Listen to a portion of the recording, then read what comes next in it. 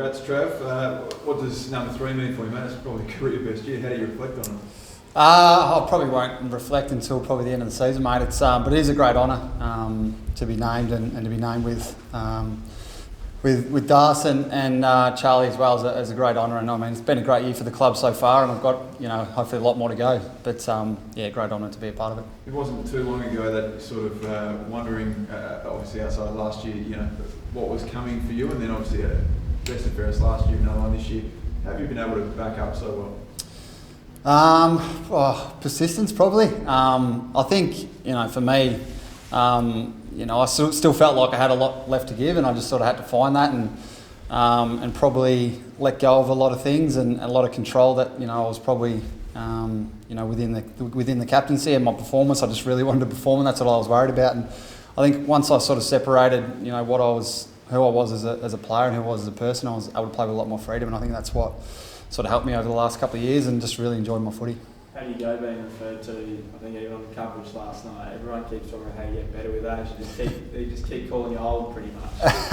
Yeah, everyone can keep calling me old, but I don't feel old. I think for a lot of us now, age is just a number, and it's not until you start to feel it in your body and your mind that that's when you start question if you keep going on. But for me, I'm still really motivated. I still feel really good, and this time of year going into finals, I feel great. So age is sort of just a number for me, mate. Has it been your best year, do you think? Probably one of the most consistent for sure. Most enjoyable probably at this stage as well. I think to finish off the year the way we did and finish on top of the ladder, through the circumstances that everyone's gone through, it's been a great challenge and something we'll look back on. But in terms of my best year, I think as a club and personally, it's probably been really enjoyable. And now the flag, I guess, Boak, you started, I think, in the grand final year in 2007. You want to get back to the summit? Yeah, love to. It's been a while, and we haven't played too many finals in between that as well. So it's I think we're in a really good place as a playing group, certainly, and what we've been able to build over the last few years and the connection we've built within the group and the resilience we've built within the group, I think we've matured so well, and we go into these finals campaigns with a lot of confidence, but also know that we're up against some big challenges, and it starts against Geelong on Thursday, and that's really exciting for us, and it's great to be back at Adelaide Oval in front of our fans as well. Charlie, should ask you one or two on the tickets. I think everyone started this morning, and they're probably almost all already gone. Yep. That's, I suppose, a nice thing to hear. Is it have your fans on board like that? Yeah, it's great. I mean, they'll sell out pretty quick. Our fans have been great all year, whether they've been able to come to the games or just support through watching on TV or messages through social media and through the club. It's been unbelievable, and we know that they've all been through challenges this year as families and individuals through work and whatever it is, but they've stuck with us, and we've tried to put on good performance week to week, and now hopefully they can celebrate and come to the games and celebrate some finals and hopefully a successful end of the finals campaign as well. So it's going to be great to play in front of them. Your phone already blowing up with family and friends, sort of trying to see how many you can acquire? Not at this stage, so hopefully it stays that way. What do you make of a lot of Geelong supporters can't obviously come over for the clash. It'll be a pretty hostile environment over here, probably a bit of an advantage in some ways. Let's hope so. I'd imagine we'd have a lot more Port fans there, and they're amazing to play in front of, and they make it certainly challenging for opposition sides who come here. So, but Geelong are an amazing side. They've been great all year, and I don't think they'll be too fazed by it. But the more noise our fans can make, the better for sure. Our guys absolutely love playing in front of them. Trav, when you look back at your first year as a grand final, obviously the heartbreaker at the Adelaide Oval, prelim at the MCG, and now to this one, what learnings or what lessons have you taken out of those massive occasions that you could help some of the guys that have never experienced something like that? I think I think our group's really matured, certainly as a group this year, and I think we'll go in great space. But it's all about the moments, and you've got to stay within the moment, through those games. And I think we've been able to really address that this year as a playing group. We've had some big games this year. There's no doubt about that, against some really good sides. And the challenges we face during the year are what helps your team grow, and it's the same thing sort of in finals as well. There's going to be challenges within games, whether it's momentum swings or mistakes and higher pressure, but it's just about accepting that and getting on with the moment and staying within the moment, and that's what finals footy is. And it's going to be a pretty heated contest, and staying within what we do as a footy club and what you do as an individual, and staying in those moments is probably the most important thing. Do you lean on sort of Scooter? I mean, he's the only one with the medallion, and even Stevie's played in 3 losing prelims for the Cats, I reckon. So is it helpful to lean on guys that have been there and done it? Yeah, we'll definitely, we'll speak as a playing group, and those guys will, voice some of their, thoughts on what they've been through as well. And, we're fortunate enough to have them within the group, and I think it's just exciting for everyone to be a part of, and we'll share our knowledge and go out there and do as best we can. Does it feel like a free hit? Feel like a free hit, the qualifying? Not really. I don't really see it that way. I mean, it's a great opportunity for us to come up against a good side and hopefully, set us up for a prelim at home. That'd be amazing. But I wouldn't see it as a free hit. We're going out there to win, and they're obviously in really good form as well. So it's going to be a pretty hotly contested game. And will your mum, she came over, she in the hotel, will she be able to go to the game, do you know? No, she'll still be in quarantine. Yeah. She will be. Yeah. So she sort of hangs around and hopes that you go through a home prelim, I guess. Is that how that works? Yeah, hopefully. She was fortunate enough to get over, and obviously now in quarantine for a couple of weeks, and hopefully she can come to a prelim final at home. It'd be nice. So you just go down to the reception and yell up at the hotel balcony after you win the next day? Yeah, I might have to walk across and yell out, but no, she'll be watching from the hotel room, certainly cheering with her port scarf on, I reckon. Beautiful. Just on that, was it the families that facilitated through his half the tickets, or how was that situation actually facilitated? Yeah, the families in the club have done nothing wrong. They went through the process of what everyone else does, and were fortunate enough to get the exemption. And Mum was shown how to obviously ask for an exemption, and that's what they've done, just like everyone else. And we're fortunate enough to get approval, and here they are. So very grateful that Mum is over here, and the other parents are over here as well. And that's how they went about it, and there was nothing sort of undoing with what they've done, and they went about the process the right way. Well, Darcy, congratulations. First All-Australian nomination, and then to get into the side. Just talk us through what it means for you.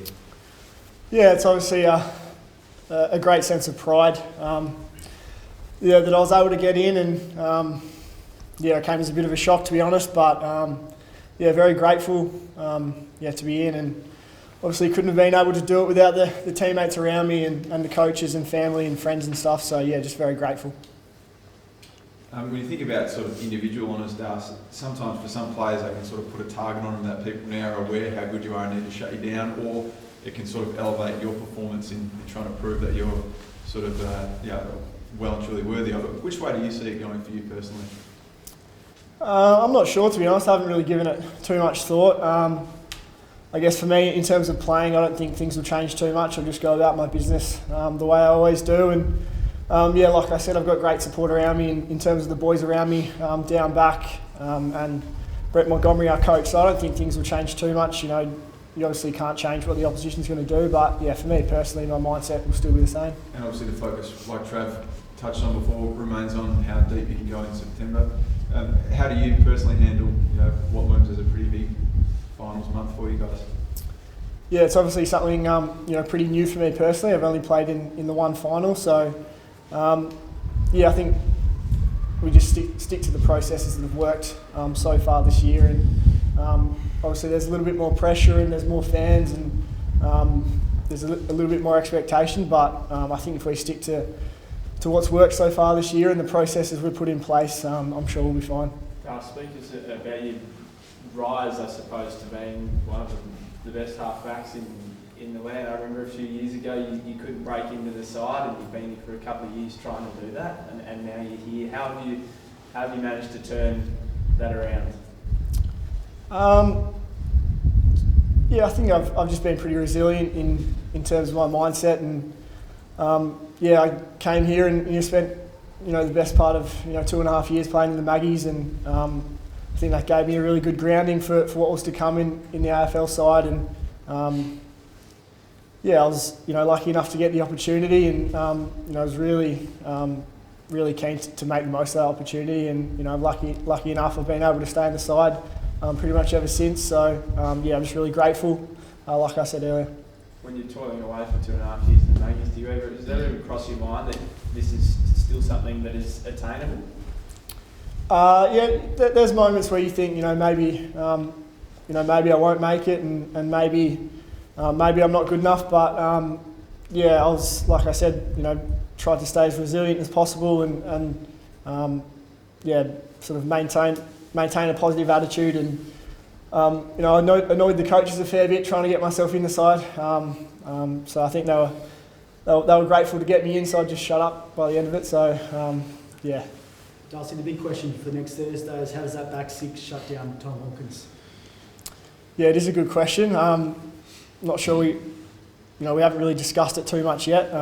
You know, Tommy Cleary went to him last time, and you know, Tom Hawkins probably got the better of him there. But you know, it's a different game at Adelaide Oval, and you know, we'll change things up a bit and put things in place to hopefully stop him. But yeah, it's going to be a big challenge for us. Just back to your All-Australian selection, how did you actually find out, and what was your reaction? Chris Davies, the chief of football, told me on Tuesday, I think, and yeah, I was a little bit shocked when I found out. You know, it wasn't something that I expected, but yeah, obviously just a great sense of pride and you know, really grateful for the selection. Charlie, well done. Amazing achievement. Just talk us through what it means for you. Yeah, I'm probably a bit similar to Darcy, where has never really been any on my radar. I've never really thought of myself as sort of in that category or anything like that. So yeah, it was a bit of a surprise, and pretty amazing feeling to know that you know, I'm a part of that team. So yeah, I'm just super pumped, and yeah, I suppose that's about it. You've had some horrendous injuries along the way and some big setbacks, but clearly you put it all behind. And how have you managed to tie it all together and put together such a good season? Yeah, I think it was just the end of the year last year. I felt like I was sort of building towards in my last two games, and I started to get that little bit more confidence back in my body, and that I was able to do a few things that I didn't think I was going to be able to again, and I just wanted to carry that on, and I just kept training throughout my break, sort of after a couple of weeks off, and just sort of kept training every second day and try to put myself in the best position I can to be able to give myself and my body a chance to perform week in, week out, and a little help from Trav, and and just really sort of being really diligent with my training and my and everything else, and getting everything else off field, on field right. Charlie, look, yours is probably one of the best comeback stories in footy, especially for this year. What does it mean to you now to be on the verge of finals, to be fit, to be probably the premier forward in the competition, along with Tom Hawkins? What does it mean to you?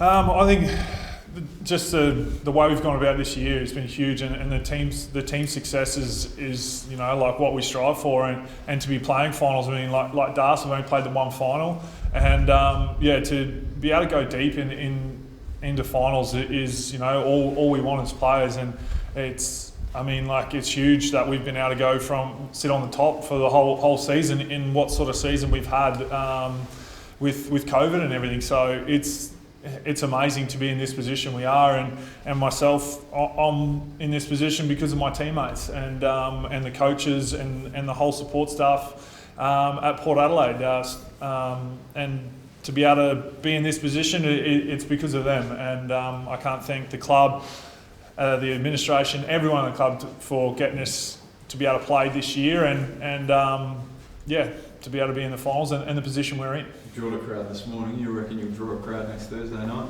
I think so. From what we've heard about the tickets, I think they're flying out the door. So it's going to be awesome to have our fans there and be in front of our home fans and at our home deck. Well, personally in the back line, you get Geelong collapse all over you for 3.5 hours. It's been the same for the last 10, 18 weeks, I think. So nothing I won't be used to. So. I'm just keen to get out there. I wish we were playing a little bit earlier. Do you go back and have a look personally at how it went last time with Harry Taylor and whatnot hanging all over you? No, it's pretty similar to what happens each week. So we just got to work out how we bring the ball in and how we control the ball and control the game. So I'm just looking forward to getting back out there, to be honest, and try and get one back. I think I heard Trav say last night you maybe a touch too Charlie centric in that last time against Geelong. Is that a key this time around as well? Yeah, I think so. I mean, I think I stand out in the forward line a little bit. So with having Pete and Toddy there, and those boys are dangerous, it's going to be good. And to be able to use our whole forward line and like not just kick me the footy as much as I want the footy every time. We need to share the load and give us the best opportunity to score. Charlie, you said a little help from Trav. Can you just touch on how he's helped you, what he's done for you?